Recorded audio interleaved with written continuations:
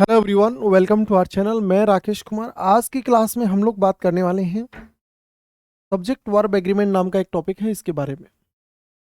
देखिए, आज पहली बार आप लोग जो है वो इमेजेस बिल्कुल एक फिल्म की तरह पढ़ने वाले हैं। कैसे हम लोग बात करने वाले हैं उनके बारे में आपको पहले बता दें। देखो, फिर एक एक करके अपन इन चीज़ों के बारे में समझेंगे कि इनका क्या मतलब है, कैसे यूज करना है, कैसे ये सब चीज़ें यूज होती हैं, इन सब चीज़ों के बारे में देखिए। ये सब बातें अपन जो है वो आज की क्लास में करने वाले हैं। शुरू करते हैं अपन लोग जो है यहां से। हम लोग बात कर रहे हैं सब्जेक्ट वर्ब एग्रीमेंट के बारे में। ये जो सब्जेक्ट वर्ब एग्रीमेंट नाम का टॉपिक दिखाई दे रहा है, आप 2 मिनट इस वीडियो को जो है देखिएगा। इसके बाद में आप लोग इसके साथ अपने आप जो है वो लंबे बने रहेंगे। सब्जेक्ट वर्ब एग्रीमेंट जो होता है, इसका मतलब है कि सेंटेंस में जो वर्ब यूज होता है, ये वर्ब हमेशा किसके अनुसार यूज होना चाहिए? सब्जेक्ट के अनुसार यूज हो। सब्जेक्ट के अनुसार वर्ब यूज होने का मतलब है, सब्जेक्ट अगर सिंगुलर है तो वर्ब भी कैसा होगा? सिंगुलर। और अगर सब्जेक्ट प्लूरल है तो वर्ब भी कैसा होगा? प्लूरल होगा। जैसे हम लोग यहां से बात कर रहे हैं नंबर 1। ध्यान दीजिएगा थोड़ा सा। पहले आपको यहां बता देते हैं, फिर अपन को इसको समझेंगे। आज की क्लास में हम बात कर रहे हैं कि अगर आपके पास में कोई भी सब्जेक्ट अगर एंड के साथ जोड़कर लिख दिया जाए, अगर एंड नाम का जो शब्द है उसके साथ जोड़कर अगर कोई सब्जेक्ट लिख दिया जाए, तो याद रखना ऐसे केस में जो आपका वर्ब आएगा वो वर्ब हमेशा प्लूरल वर्ब आएगा। कैसा वर्ब आएगा? प्लूरल वर्ब आएगा। ये जो dal and rice, bread and butter है, उनको भी अपन अलग तरीके से देखने वाले हैं। पहले बेसिक्स को ध्यान से देखिएगा। हम लोग बात कर रहे हैं, अब अपन इमेज के माध्यम से इस कहानी को समझते हैं। लाइक हमारे पास में ये एक सब्जेक्ट है, आप लोग देख रहे हो। इससे जोड़ के बीच में हमने एंड लिखा है। एंड से जोड़कर हमने ये दूसरे वाला सब्जेक्ट लिखा है। तो बताओ सब्जेक्ट कितने हो गए? एक वो और एक ये, कितने हो गए? 2। और एक से अधिक जो होते हैं वो बहुवचन होते हैं। सब्जेक्ट अगर बहुवचन है तो वर्ब भी बताओ कैसा होगा? बहुवचन होगा। मतलब वर्ब अकेले लड़की के अनुसार या अकेले लड़के के अनुसार नहीं लगेगा, दोनों के अनुसार लगेगा। इक्वल टू हमने दोनों के अनुसार वर्ब का यूज किया। इस बात को समझने के लिए हम लोग यहां से एक एग्जाम्पल के बारे में बात कर रहे हैं। ध्यान देखिएगा। पहला एग्जाम्पल हम लोगों ने लिखा है, हम लड़की को एक नाम दे देते हैं Swati. Swati and Rahul. Rahul is very attentive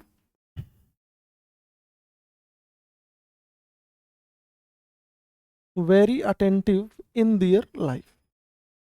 यहां से हमने एक एग्जाम्पल लिखा है, ध्यान से देखिएगा। यहाँ पे हमने नो एरर लिख दिया है। ये नंबर 4 है, ये आपके पास में नंबर 3 है, ये नंबर 2 है, और यहाँ पर आपके पास में नंबर 1 है। तो हमने आपसे पूछा है कि सेंटेंस में जो वर्ब यूज होगा, ये वर्ब बताओ कौन सा, किसके अनुसार यूज होगा। हमारे पास ये एक सब्जेक्ट था जो हमने यहाँ पे बात की, इससे जोड़ के एंड लिखा हमने, एंड से जोड़ के हमने दूसरा सब्जेक्ट लिखा। तो हमें वर्ब किसके अनुसार लगाना है? दोनों के अनुसार। तो यहाँ पे वर्ब आप एक के अनुसार नहीं देख रहे हो, किसके अनुसार देख रहे हो? दोनों। दोनों मतलब एक से ज्यादा है, एक से ज्यादा है तो बताओ वर्ब कैसा लगेगा? बहुवचन, प्लूरल लगेगा। तो यहाँ पे इस वाले सेंटेंस में हम इज को बदल के जो है वो क्या बना देंगे? आर बना देंगे। गलत हो जाएगा। यहाँ पे इज को बदल के क्या बना देंगे? आर बना देंगे।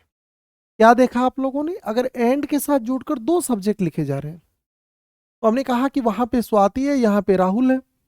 आपसे पूछ रहे हैं कि बीच में आपको एंड दिखाई दे रहा है, तो हम कह रहे हैं कि जो भी काम है, ये काम अकेली स्वाति करेगी, राहुल करेगा, या एंड के साथ जोड़कर लिख दिया तो दोनों करेंगे। तो आप कहेंगे दोनों करेंगे। दोनों करेंगे तो वर्ब बताओ कैसा आएगा? प्लूरल आएगा। इस बात का निष्कर्ष ये निकलता है कि अगर एंड के साथ जोड़कर दो सब्जेक्ट लिख दिए जाते हैं, तो ऐसे केस में जो वर्ब है वो वर्ब हमेशा बहुवचन आएगा, वर्ब हमेशा प्लूरल आएगा। आगे चलते हैं अपन लोग, इसी बात को अपन आगे बढ़ाते हैं।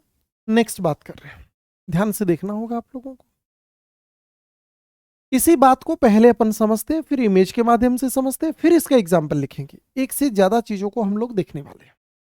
मैंने आपको कहा कि अगर एंड के साथ जोड़कर यहां पे मैं लिख रहा हूं कि अगर मान लो एंड के साथ जोड़कर कोई भी दो पद या दो पोस्ट लिखी गई हो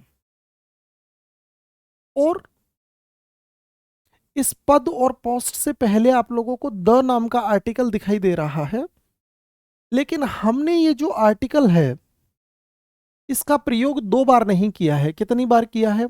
एक बार किया है। तो यहां पर जो वर्ब आएगा, ये वर्ब बोलो कैसा आएगा? सिंगुलर वर्ब आएगा। आप लोगों को ध्यान बोर्ड पे देखना है। क्या देखा हम लोगों ने? यहां पे ये टीना डाबी हैं, जानते होंगे आप लोग। इनसे पहले हम लोगों ने द आर्टिकल का यूज किया, फिर बीच में एंड लिख दिया और फिर हमने यहां पे टीना डाबी। तो आपको पता चल रहा है कि यहां पे हमने जो एंड से जोड़ के दो चीजें लिखी हैं, ये दोनों अलग अलग हैं या दोनों सेम हैं? दोनों अलग अलग एक ही कंडीशन में हो सकते थे जब आर्टिकल दो होते। एंड के साथ जोड़कर अगर दो पद लिख दिए जाते हैं, जैसे फॉर एग्जांपल मैं बोलता हूं कि the magistrate and the collector, the magistrate and the collector. अगर दो आर्टिकल्स का यूज कर रहा हूं तो इसका मतलब लोग कितने हैं? दो। और अगर मैं बोल रहा हूं the magistrate and collector, it means ये जो मजिस्ट्रेट है यही कौन है? कलेक्टर है। मतलब दोनों पदों पे काम करने वाला व्यक्ति कितना है? एक है। और नतीजा ऐसे केस में वर्ब कैसा लगा देते हैं अपन? सिंगुलर लगाते हैं। चलिए बात करते हैं अपन इसकी एग्जाम्पल के बारे में। यहां पर अपन इसी से रिलेटेड एक एग्जाम्पल के बारे में बात कर लेते हैं। देखिएगा, एग्जाम्पल आपके पास लिखा गया है द मजिस्ट्रेट एंड कलेक्टर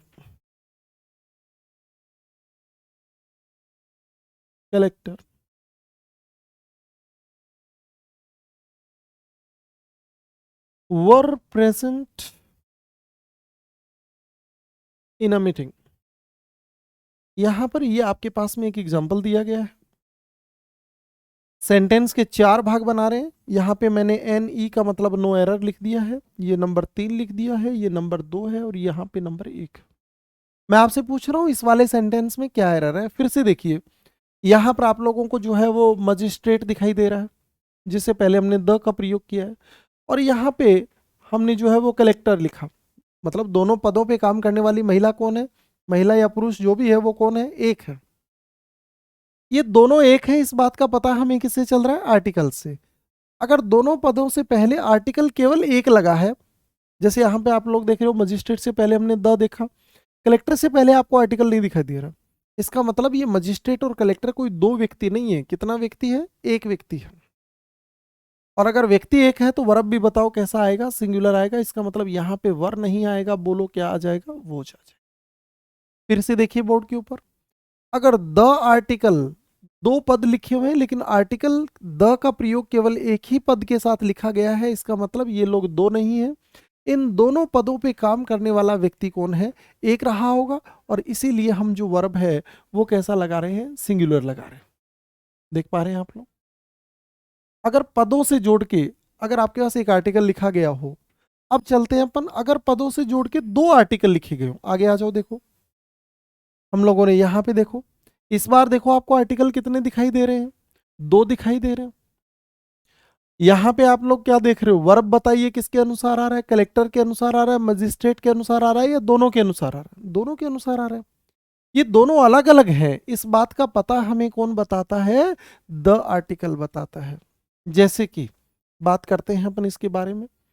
हमने कहा, फिर से इसी कहानी को मैं अगर आपको दोबारा लिखकर बता देता हूं, अगर कि अगर मान लो द और यहाँ पर कोई पद या कोई पोस्ट लिखा गया है, बीच में आपको एंड दिखाई दे रहा है, इसके बाद में फिर से आपको कोई पोस्ट या पद लिखा गया है, तो याद रखना ऐसे केस में जो वर्ब आएगा, ये वर्ब बोलो कैसा आएगा? प्लूरल आएगा, बहुवचन वर्ब आएगा। फिर से देख लीजिए ऊपर, हमने कलेक्टर से पहले द लिखा है और मजिस्ट्रेट से पहले भी द लिखा है। इसका मतलब ये व्यक्ति दोनों एक नहीं है। अगर वहां पे आर्टिकल एक लगा होता ना, तो यहाँ पे दोनों लोग अलग अलग नहीं हो सकते थे। दोनों व्यक्ति कितना होता? एक। एक आर्टिकल लगने का मतलब है कि दोनों पदों पे काम करने वाला व्यक्ति है एक, और दो आर्टिकल लगने का मतलब है कि दोनों पदों पे काम करने वाले दोनों व्यक्ति अलग अलग हैं। इसका मतलब इस बार जो वर्ब है वो अकेले कलेक्टर के लिए नहीं आएगा, ना ही अकेले मजिस्ट्रेट के लिए आएगा, दोनों के लिए आएगा। इसी बात को अपन एग्जाम्पल से समझते हैं, देखिएगा। जैसे हम लोगों ने यहां पर एक सेंटेंस लिखा, the collector and the magistrate. इस बार दो आर्टिकल आप लोगों को दिखाई दे रहे हैं, the collector and the magistrate has rendered their resignation letter, their resignation letter. ये हमने यहां पर एक सेंटेंस बनाया है, देखेंगे आप लोग। आपको बताना है इस सेंटेंस में क्या एरर है। सेंटेंस के हम 4 भाग बनाने वाले हैं। सेंटेंस के जिस भाग में एरर है वही आपका आंसर होने वाला है। ये आपके पास में एक एग्जांपल दे रखा है। ये ऊपर वाला हमने एक स्ट्रक्चर बनाया था, देखेंगे आप लोग, जो हमने ऊपर समझाया आप लोगों को। ध्यान से देखेंगे, हमने कलेक्टर से पहले इस बार आपको द दिखाई दे रहा है और मजिस्ट्रेट से पहले भी द दिखाई दे रहा है। 2 बार आर्टिकल लगने का मतलब हो गया कि व्यक्ति जो है वो एक नहीं है, कितने हैं, 2 हैं। दोनों व्यक्ति अलग अलग है, तो वर्ब एक के अनुसार नहीं लगेगा, इक्वल टू लिखा है हमने यहाँ पे। वर्ब दोनों के अनुसार लगेगा, नतीजा वर्ब प्लूरल लगेगा। यहाँ पे आपके पास में हैज नाम का वर्ब दे रखा है जो कि सिंगुलर वर्ब है, तो बोलिए यहाँ पर हैज नहीं आएगा, बोलो क्या आ जाएगा, क्या आ जाएगा। क्या जाना है आप लोगों ने कि अगर आपके पास में पद तो 2 लिखे हुए हैं लेकिन उनके साथ आर्टिकल एक है, इसका मतलब ये व्यक्ति दोनों अलग अलग नहीं है, दोनों व्यक्ति क्या रहे होंगे, एक ही रहे होंगे। और दूसरी बात हमने क्या की कि अगर 2 पद हैं और उनके साथ 2 अलग अलग आर्टिकल्स लगे हैं, इसका मतलब व्यक्ति एक नहीं है, व्यक्ति कितने हैं, 2। और नतीजा इनके जो वर्ब लगेगा वो वर्ब भी दोनों के अनुसार लगेगा, मतलब प्लूरल वर्ब लगेगा। चलते हैं अपन इससे आगे, यहां पर आ जाइए। यहां पर आप लोगों को ईच नाम का एक वर्ड दिखाई दे रहा है। यहां पे आप लोगों को ईच नाम का एक शब्द दिखाई दे रहा है, बीच में आपको एंड दिखाई दे रहा है, फिर ईच है, फिर यहां पे जो है वो कोई सब्जेक्ट दिखाई दे रहा है। और यहां पर ये वाला बात जो मैं कर रहा हूं वो वर्ब की कर रहा हूं। ये आपका यहां पे सब्जेक्ट है, ये भी यहां पर आपका सब्जेक्ट है। देखो, अगर ये सब्जेक्ट बहुवचन होता, इस बात का मतलब क्या है कि ईच के तुरंत बाद में अगर सब्जेक्ट आ गया तो सब्जेक्ट एक वचन आएगा, सिंगुलर आएगा। अगर यहाँ पे प्लूरल होता तो मैं आपको 2 फोटो लगाकर बताता, इस बात को समझाता। मैंने कहना ये चाहा है कि ईच के बाद में अगर सब्जेक्ट आ जाए तो ये जो सब्जेक्ट है वो बोलो कैसा होगा, सिंगुलर होगा। एंड के बाद में दोबारा ईच लिखा है तो यहां पर जो सब्जेक्ट है वो भी बोलो कैसा होगा, सिंगुलर। अब ईच की कहानी ये होती है कि वर्ब हमेशा जो है वो ईच के साथ हमेशा सिंगुलर आता है, क्योंकि ईच का मीनिंग प्रत्येक से होता है। प्रत्येक का मतलब प्रति एक से होता है। मेरे पास इस बार एक लड़का है, एक लड़की है, लेकिन दोनों के साथ मैंने ईच लगा के लिखा। अब मेरे लिए सवाल ये है कि यहां पर जो वर्ब आएगा, ये वर्ब आएगा, ये वर्ब कौन सा आएगा और किसके अनुसार आएगा, ये मेरे लिए दूसरा सवाल है। तो यहां पर ध्यान देना, अगर ईच के साथ जोड़कर 2 सब्जेक्ट लिखे गए हों तो जो वर्ब आएगा वो वर्ब हमेशा बाद वाले सब्जेक्ट के अनुसार आएगा, और इसके बाद में जो पजेसिव एडजेक्टिव आएगा वो भी बाद वाले सब्जेक्ट के अनुसार आएगा। इसलिए मैंने यहां पे 3 फोटो एक जैसी लगाई है। यही बात अगर आपको कम समझ में आई है तो यही बात जो है मैं आपको दोबारा यहां पर बता रहा हूं। यहां पर आ जाइए आप लोग। मैं आपको कह रहा हूं कि अगर ईच के तुरंत बाद में आपको सब्जेक्ट देखने को मिलता है तो ये सब्जेक्ट हमेशा जो है वो एक वचन होगा। बीच में अगर आपको एंड देखने को मिल जाता है, फिर ईच प्लस सब्जेक्ट अगर आपको देखने को मिलता है तो याद रखना ये वाला सब्जेक्ट जो है वो भी बोलो कैसा होगा, सिंगुलर होगा। इसके बाद में जो वर्ब आएगा वो वर्ब भी बोलो कैसा होगा, सिंगुलर होगा।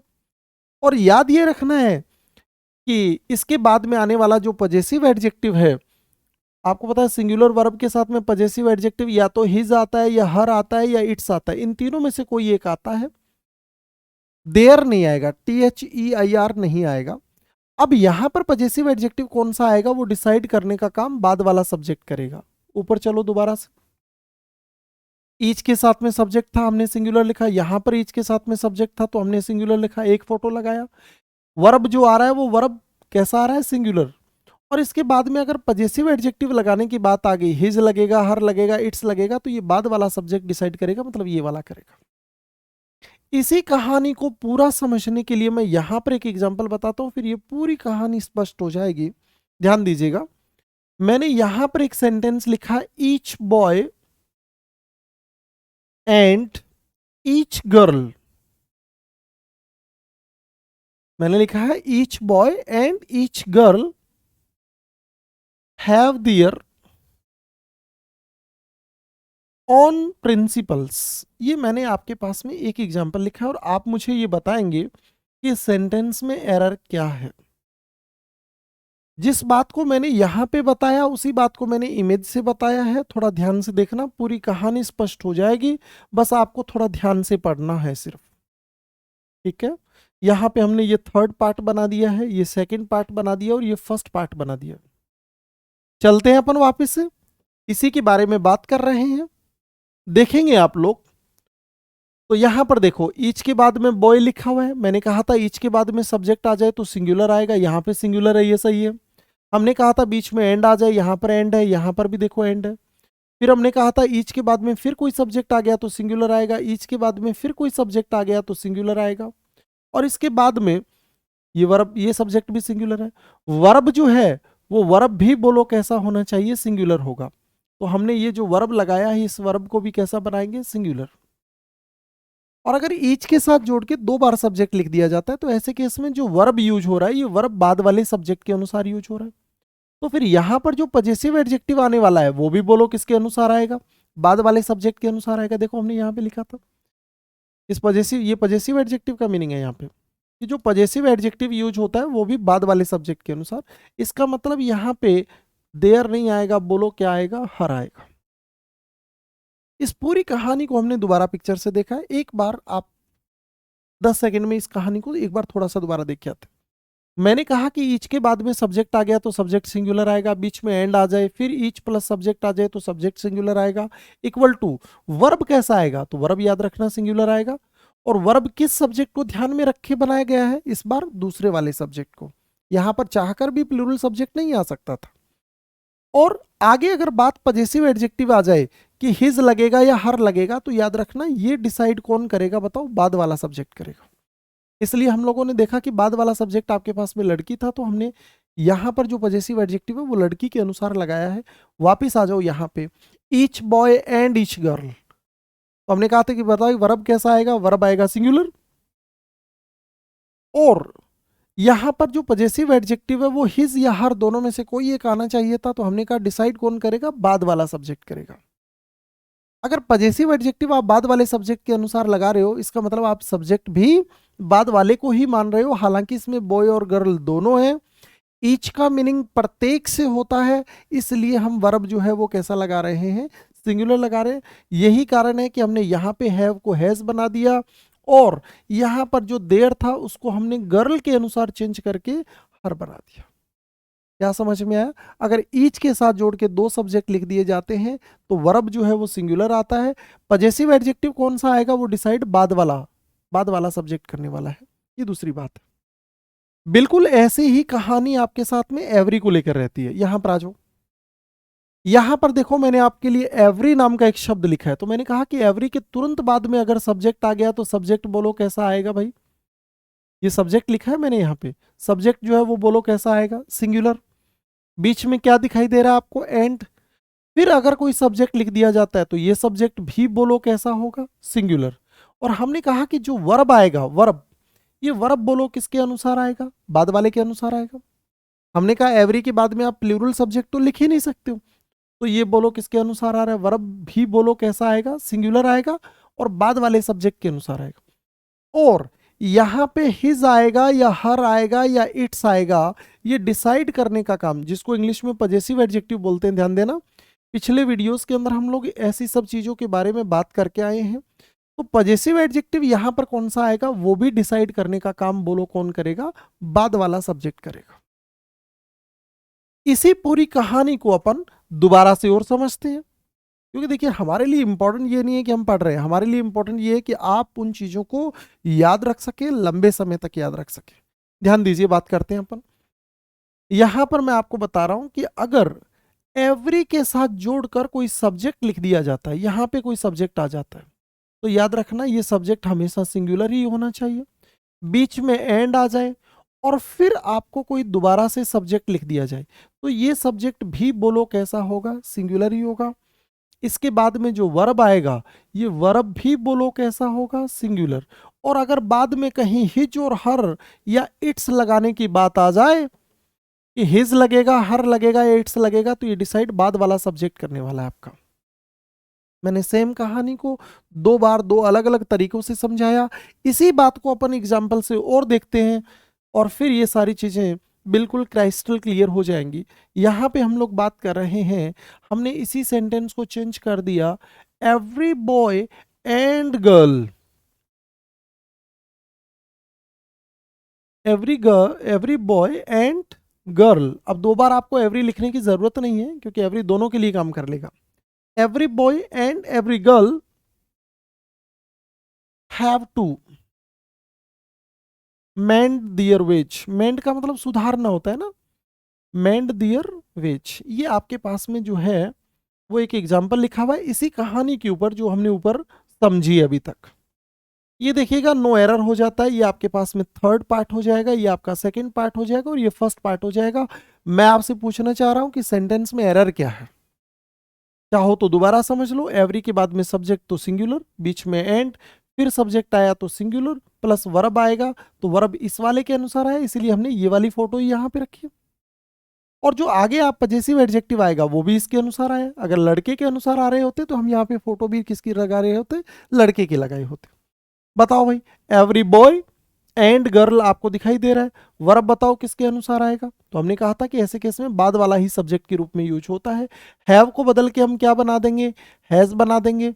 और आगे चल के जो पजेसिव एडजेक्टिव यूज होना है वो भी बाद वाले सब्जेक्ट के अनुसार ही यूज होगा।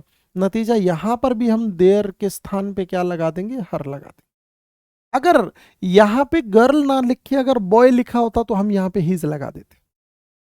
पजेसिव एडजेक्टिव यूज हमेशा बाद वाले सब्जेक्ट के अनुसार होता है, ये आपके लिए। 10 सेकंड में हम लोग इसी पूरी कहानी को दोबारा देखते हैं। एवरी के बाद में सब्जेक्ट आ गया तो सिंगुलर, बीच में एंड। अगर बाद में फिर दोबारा सब्जेक्ट लिखा है तो सब्जेक्ट भी सिंगुलर होगा। इसके बाद में जो वर्ब आएगा वो वर्ब इस वाले सब्जेक्ट के अनुसार आएगा, इसलिए वर्ब सिंगुलर। और अगर बात कहीं हिज, हर और इट्स में से किसी एक को पजेसिव एडजेक्टिव लगाने की बात आ जाए तो ये हमेशा बाद वाले सब्जेक्ट के अनुसार यूज होगा। ये आपके पास में इसी एंड से जोड़कर देखो, आज जितने भी क्वेश्चंस अपन पढ़ने वाले हैं उन सब में आपको एंड के साथ जोड़कर दो अलग अलग सब्जेक्ट दिखाई देने वाले हैं। चलते हैं अपन इससे आगे, इससे आगे चलते हैं। देखो इस बार हमने कहा कि अगर सेंटेंस आ जाए पूरा का पूरा, अगर एंड के साथ जोड़कर पूरा सेंटेंस लिख दिया जाए तो वर्ब कैसा आएगा या वर्ब किसके अनुसार आएगा। तो याद रखना भाई, अगर आप लोग एंड के साथ जोड़कर दो सेंटेंस लिख रहे हो तो सब्जेक्ट, एक सेंटेंस जो होता है ना, सेंटेंस का मतलब सब्जेक्ट प्लस वर्ब होना चाहिए जिसमें, जिसको आप क्लोज भी बोलते हैं। तो हम आप बात कर रहे हैं कि एक सेंटेंस जो होता है वो एक सिंगुलर सब्जेक्ट के बराबर काम करता है। अगर एंड के साथ जोड़कर दो सेंटेंस लिखे गए हैं इसका मतलब सब्जेक्ट हो गए दो, मतलब हो गए बहुवचन। मतलब यहाँ पे जो वर्ब आएगा, देखो हमने दो फोटो लगाई है क्योंकि एक और एक मिलकर कितने बन गए, दो बन गए। दो बन गए तो वर्ब बताओ कैसा आएगा। यहाँ पे ऐसे केस में प्लूरल वर्ब आएगा। कब, जब एंड के साथ जोड़कर दो सेंटेंस लिख दिए जाते हैं। एंड के साथ जोड़कर दो सेंटेंस लिख दिए जाएं तो वर्ब जो है वो हमेशा बोलो कैसा आता है, प्लूरल आता है। बात करते हैं यहां पर, इसी कहानी को दोबारा लिख लेते हैं। मैं आपको कह रहा हूं कि अगर किन्हीं दो सेंटेंस को, सेंटेंस का मतलब होता है सब्जेक्ट प्लस वर्ब, अगर किन्हीं दो सेंटेंस को अगर एंड के साथ जोड़कर लिख दिया जाए तो ऐसे केस में जो वर्ब आता है वो वर्ब हमेशा प्लूरल वर्ब यूज होता है। जो वर्ब यूज होगा वो बोलो कैसा वर्ब यूज होगा, प्लूरल वर्ब यूज होगा। इसी बात को समझने के लिए अपन चलते हैं इसी एग्जांपल को, इसी चीज को लेकर एक एग्जांपल बना देते हैं। हमने एग्जांपल यहां पे लिखा है व्हाट शी सेज एंड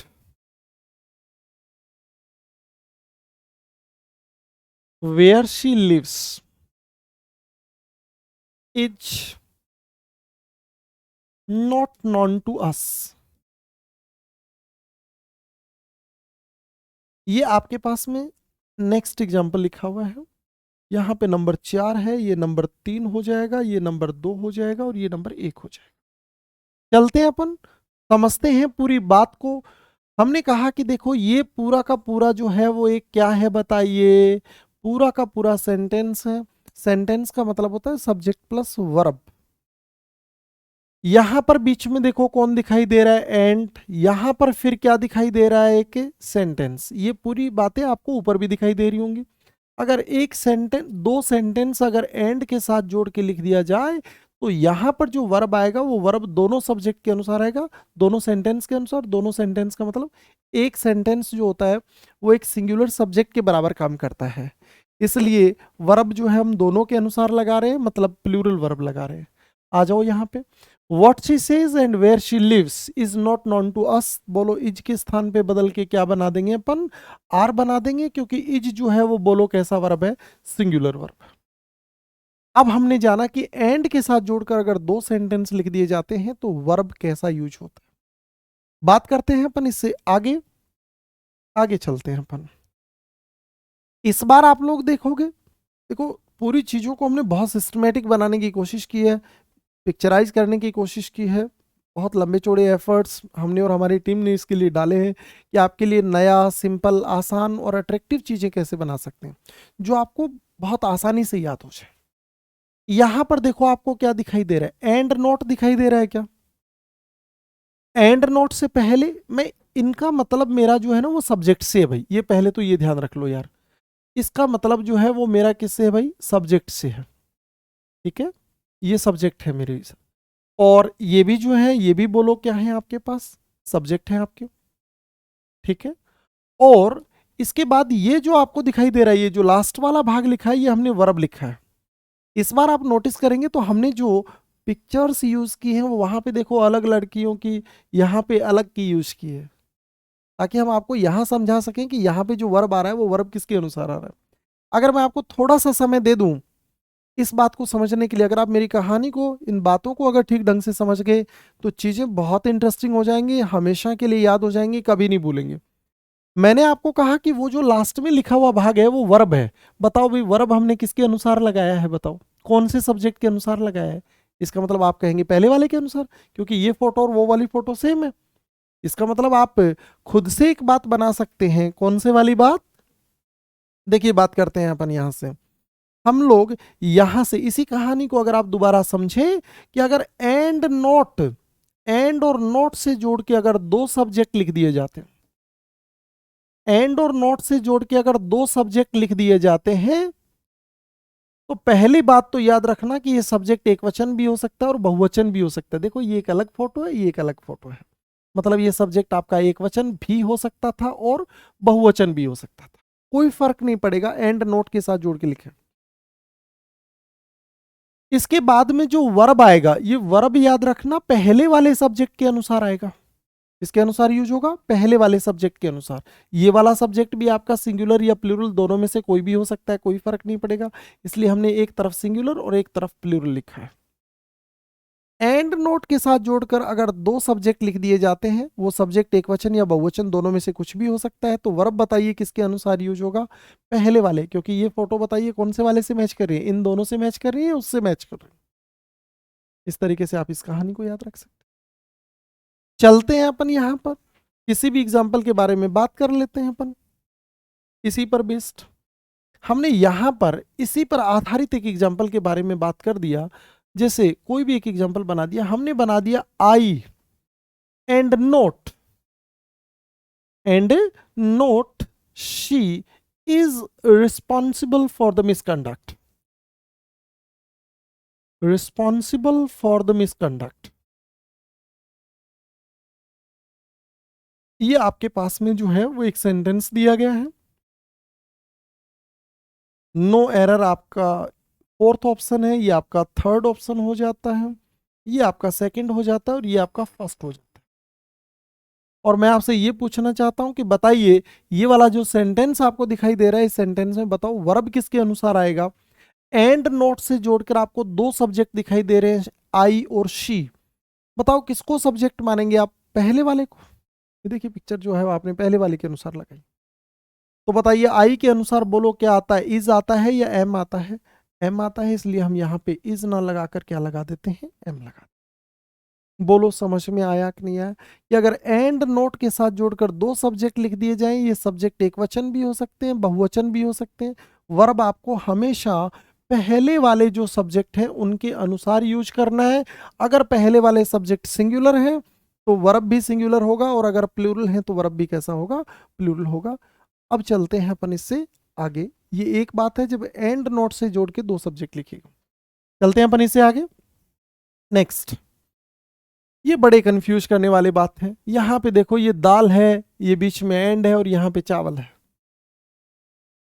और हमारा सवाल ये हो जाता है कि दाल एंड चावल दोनों अगर सेंटेंस में आ जाते हैं, राइस एंड ये जो है दोनों साथ में यूज हो जाते हैं आपके पास में, तो ऐसे केस में वर्ब जो है वो हम बोलो किसके अनुसार यूज होते हैं? दाल एंड राइस दोनों दे रखे हैं, मैं पूछ रहा हूँ आपको वर्ब जो है वो किसके अनुसार यूज होगा? तो मैं कह रहा हूं कि यार दाल और राइस इन दोनों को मिलाकर अगर मैं भोजन बना लूं तो भोजन बताओ क्या बनेगा भाई? एक बनेगा। चीजें तो कितनी थी मेरे पास? दो थी, लेकिन दोनों चीजों का मिलकर प्रोडक्ट कितना बना है? एक। इसका मतलब दाल और चावल से अगर भोजन बनाने की बात आ जाए तो ऐसे केस में आप जो वर्ब लगाएंगे वो वर्ब हमेशा सिंगुलर लगाएंगे। क्यों? क्योंकि चीजें कितनी थी? दो। दोनों चीजों से मिलकर प्रोडक्ट कितना बना है? एक बना है। बात करते हैं अपन इनके बारे में, ध्यान दीजिएगा। ऐसे कुछ और भी पेयर हमारे पास होते हैं, ध्यान दीजिएगा। जैसे मैंने यहां पे लिख दिया दाल एंड राइस लिख दिया, जैसे मैंने यहां पे राइस एंड करी लिख दिया, हॉट एंड कोल्ड लिख दिया, ब्रेड एंड बटर लिख दिया, ब्रेड एंड बटर लिख दिया है। ओके, स्लो एंड स्टेडी लिख दिया है। ठीक है, जैसे हमने क्राउन एंड ग्लोरी लिख दें, सम एंड सब्सटेंस लिख दें, ये एक से ज्यादा हो सकते हैं। ये कुछ ऐसे शब्द होते हैं जो हमेशा एक साथ यूज होते हैं। और हमारा सवाल ये हो जाता है कि जब ऐसे दो पेयर वर्ड जो दोनों मिलकर या दोनों साथ में यूज होते हैं तो ऐसे केस में इनके साथ में वर्ब कैसा आता है? तो देखो ऊपर मैंने कहानी बताई है। मैं आपको ये कह रहा हूं कि देखिए ये सिंगुलर भी हो सकते हैं, मतलब इनके साथ में आने वाला वर्ब सिंगुलर भी हो सकता है, और इनके साथ में आने वाला वर्ब प्लूरल भी हो सकता है। सिंगुलर कब होगा, प्लूरल कब होगा, इसके बारे में अपन बात करने वाले हैं। जैसे ऊपर मैंने कहा कि देखिए यहां पर ये आपको दाल दिखाई दे रहा है, यहां पे राइस दिखाई दे रहा है। मैं आपसे कह रहा हूं कि दाल और राइस दोनों को मिला के अगर भोजन बना देते हैं तो बताइए दोनों से मिलके भोजन बना है, इसका मतलब दोनों चीजों का प्रोडक्ट कितना बना है? एक बना है। और दोनों का प्रोडक्ट अगर एक है, मतलब दोनों चीजें मिलके अगर एक यूनिट के रूप में इस्तेमाल होती हैं, तो बताओ वर्ब कैसा लगेगा? सिंगुलर। और दोनों अगर अलग अलग यूनिट के रूप में इस्तेमाल हो, अलग अलग यूनिट के रूप में इस्तेमाल हो, तो बताइए वर्ब कैसा लगेगा? प्लूरल वर्ब लगेगा। अब एक यूनिट और अलग अलग यूनिट से क्या मतलब है, इस बात को अपन इसी स्लाइड के अंदर समझते हैं ताकि आप लोग रिलेट करके इसको आंसर कर पाए।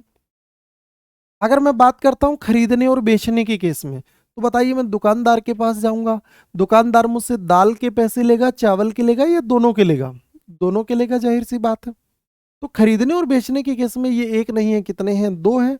लेकिन दोनों चीजों से मिलकर कोई प्रोडक्ट बन जाता है, तो फिर ये बताओ कैसे होते हैं? सिंगुलर। जैसे ब्रेड एंड बटर, इनसे अगर हम ब्रेकफास्ट बनाते हैं तो दोनों चीजें मिलकर एक प्रोडक्ट बनाती हैं, ऐसे केस में सिंगुलर होता है। लेकिन खरीदने बेचने के केस में वो भी कैसे होते हैं? प्लूरल। जैसे हमने यहाँ पे एक सेंटेंस बना दिया, dal and rice are a favourite food of them. बताओ भाई इस सेंटेंस में अगर हम मुझे वर्ब लगानी होती तो यहाँ पे देखो क्या बना रहा है? भोजन बनाने की बात कर रहा है। आप लोग तो इस आर्टिकल को याद रख लो यार। अगर आपको ए आर्टिकल दिखाई दे जाता है, इसका मतलब वो दोनों चीजों को क्या बनाने की बात कर रहा है? एक बनाने की बात कर रहा है। यहाँ पे वर्ब बताओ कैसा आएगा? आर नहीं आएगा, बोलो क्या आएगा? इज आएगा। और इसी को अगर मैं चेंज कर देता, कहीं खरीदने बेचने के बारे में बात करता, dal and rice, are sold here, sold का मतलब बेचना है, वैसे वो इसका सेंटेंस। तो यहां पर बात बेचने की हो रही थी, इसलिए ये वाला सेंटेंस जो है वो बोलो क्या हो जाएगा, सही हो जाएगा। मतलब दो चीजों से मिलकर अगर एक प्रोडक्ट बन रहा है तब तो ये सिंगुलर होगा, ऐसे केस में ये बोलो कैसा यूज होगा। मैं इस वाली जो बात है इसको मैं वर्ब को इस इक्वल टू के बाद में जो आपको दिखाई दे रहा है ये वर्ब है आपका, ये वाला आपका सब्जेक्ट होता है, ध्यान देना आगे चल के जब भी हम इमेज के बारे में बात करते हैं। तो ये आपके पास में कुछ बातें थी जिनके बारे में अपन ने आज की क्लास में देखा है। एंड से जोड़कर अगर आपके पास में दो सब्जेक्ट लिखे जाते हैं तो कब हम कैसा वर्ब यूज करते हैं इसके बारे में आज की क्लास में बस इतना ही। अगर आपको हमारा सेशन अच्छा लगा हो लोगों को जरूर बताएं। आप लोग जितना मोटिवेशन हमें देते हैं उतनी ही मेहनत हम आप लोगों के लिए करते हैं, उतने ही क्रिएटिव आइडियाज हम आपके लिए लेकर आते रहेंगे। इसलिए लोगों के साथ इसको शेयर करना और बताना ना भूलें। धन्यवाद।